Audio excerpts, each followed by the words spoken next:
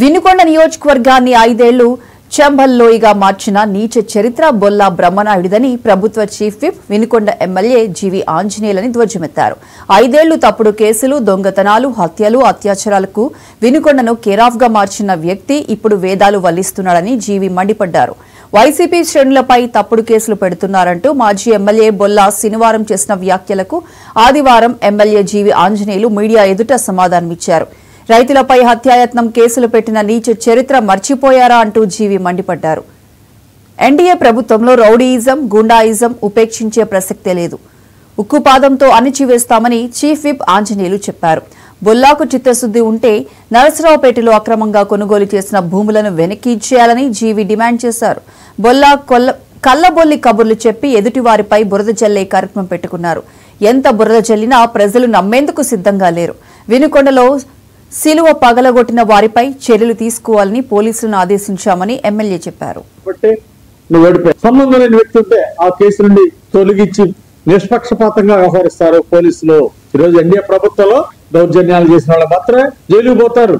తప్పు చేయని వాళ్ళు ఎవరు భయపడాల్సిన అవసరం లేదు. అంటే ఈ విధంగా బొల్లా బ్రహ్మనాయుడు ఈ రోజు అధికార పార్టీని నోటుకొచ్చినట్టు మాట్లాడటం దీన్ని తీవ్రంగా ఖండిస్తున్నా. ఒళ్ళు దగ్గర పెట్టుకుని వ్యవహరించాలా.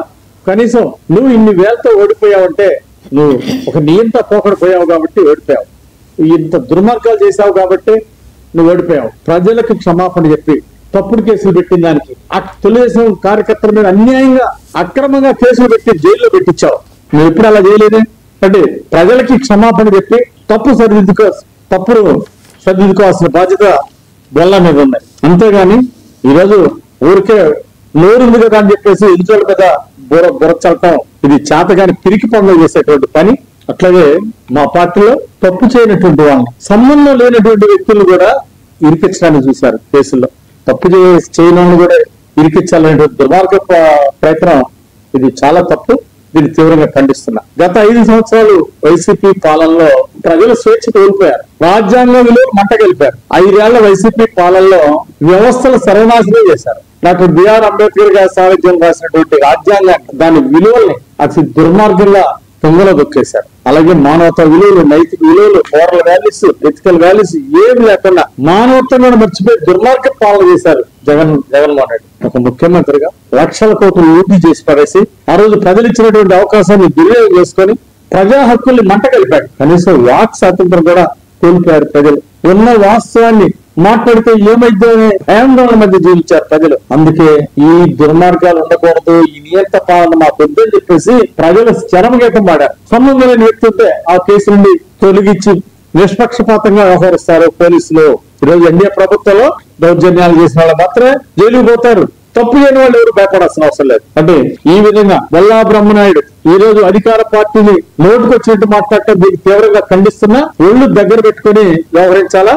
కనీసం నువ్వు ఇన్ని వేలతో ఓడిపోయావంటే నువ్వు ఒక నియంత పోకడ పోయావు కాబట్టి ఓడిపోయావు.